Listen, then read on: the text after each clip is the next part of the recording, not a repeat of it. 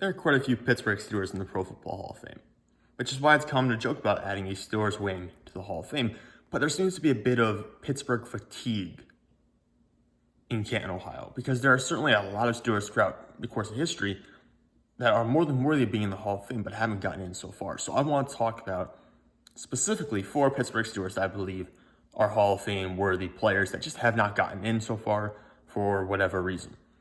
And the first one that always comes to mind when I think about this discussion is L.C. Greenwood. He was a defensive end alongside defensive tackle Joe Green on the original steel curtain front. And Ford, he went to 6 Pro Bowls. Sorry, I said 4. He went to 6 Pro Bowls, was a 4-time Super Bowl champ, so he was there for all 4 Super Bowl victories. He was on the All-Decade team for the 1970s. He was a 2-time first-team All-Pro. When he retired, he had the most sacks in Pittsburgh Steelers franchise history, even more than Mean Joe Green.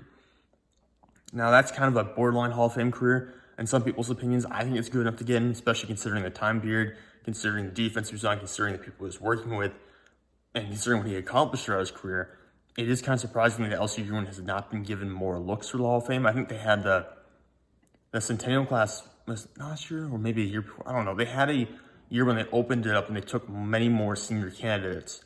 And L.C. Greenwood, I don't believe, was even on the list, which is stunning to me that he has not gotten more attention, because to me, he is the ultimate Steeler who is not in the Hall of Fame, and is totally deserving of that.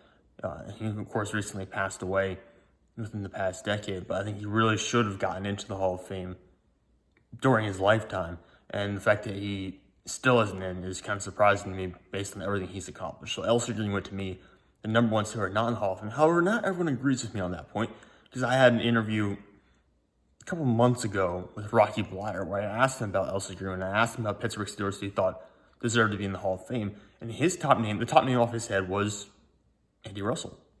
So he said L.C. Greenwood, yes, deserves to be in the Hall of Fame, but he says Andy Russell probably more than anyone else in Steelers history deserves the honor. Now, Andy Russell, for those of you who don't know, one of the few holdovers before the Chuck Noll era. So he was there before Chuck Noll came in. Chuck Noll arrives, Andy Russell stays on the team, and he wins 2 Super Bowls. He wins the first 2 Super Bowls with Pittsburgh. He was there for the first back-to-back, and then he retired. But he was there for a long time. He went to 7 Pro Bowls. He missed some time with military service, so he was one of the original Steelers linebackers. Now, I know that Jack Lambert captured all of the headlights and all the headlines, and they're the popular guys, but Andy Russell was there first, and Andy Russell was also a very good linebacker, so you don't get the 7 Pro Bowls just because.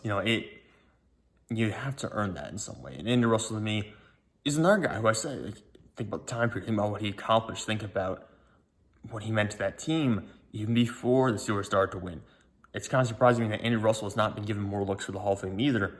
And it's surprising that more people have not talked about the fact that he is not in the Hall of Fame. Because to me, Andy Russell is another one of those guys who should have been a slam dunk maybe 10 years ago. I don't think he necessarily should have made it in during his normal candidacy, but I don't know how the senior committee continues to overlook these kind of guys.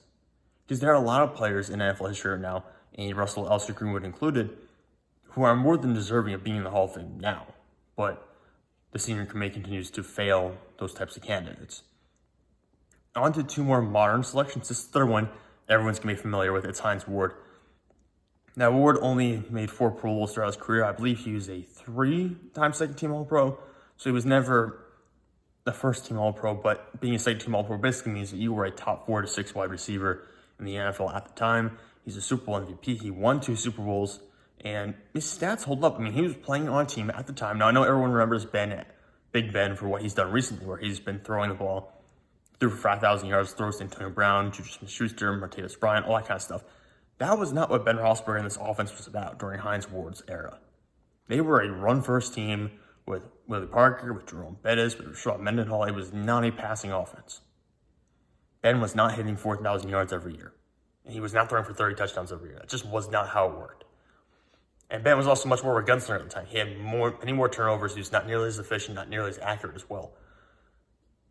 But Hines Ward still puts up some fantastic career stats.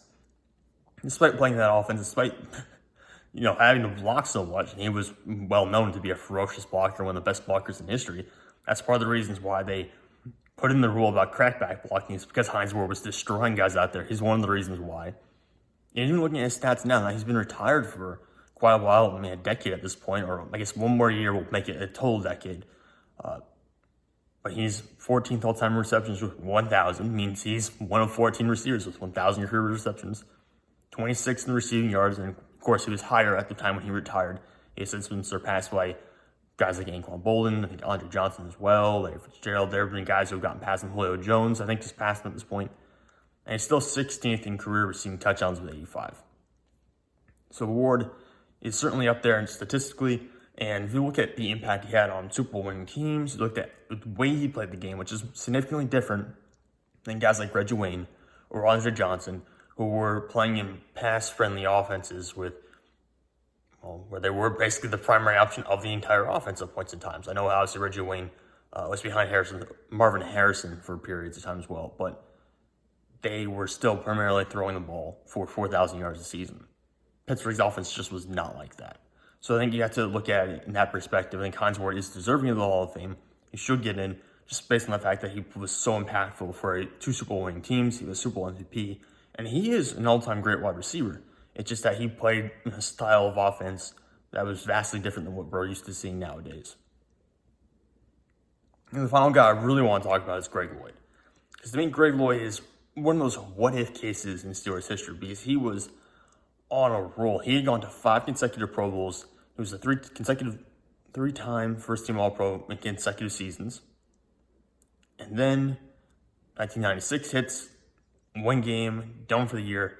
Comes back in 97, he's just never the same player, and he finishes up his career in Carolina in 98. If Greg Lloyd does not get injured there, you're looking at a guy who's carrying 5 consecutive Pro Bowls, 3 consecutive first-team All-Pro selections, and has led the NFL in forced fumbles in back-to-back seasons. He's going into his prime still. He's going to be his age 31 season, so he could have 3 or 4 more really good years. And if you hit like 5 first-team All-Pro selections, that's really good. You have a legit chance of being in the Hall of Fame. And if he had hit that mark, he would have been at 7 Pro Bowls as well. Now, would he have had the career sack totals? No, he only had one 10 sack career season. But he did much more than that. He had multiple seasons where he's unofficially had over 100 tackles. His obviously tackles did not become an official stat until much later. But he did a little bit of everything. He was the nasty Steelers linebacker that we always look for. The guy who you can see pass the torch to guys like Joey Porter, James Harrison, those kind of players. So him not being in the Hall of Fame, I totally understand it. I'm not saying he should be in the Hall of Fame necessarily. I can understand leaving him out, certainly. But to me, again, like I said, it's a what-if case. If he had stayed healthy, does he make the all-decade team from the 1990s? In which case, he almost certainly would be in the Hall of Fame. Does he earn multiple more first-team All-Pro selections? In which case, I think he definitely would be in the Hall of Fame. But he didn't hit that mark because of injuries, so unfortunately, we'll never get to know. But Greg Lloyd is a guy who I certainly think has to be brought up in this conversation. And then some other names just to throw you out here, just to leave you with a couple honorable mentions. And when I say a couple honorable mentions, I mean almost a dozen or if not more. Charnel Lake, I believe, made an all-decade team and had multiple Pro Bowl selections.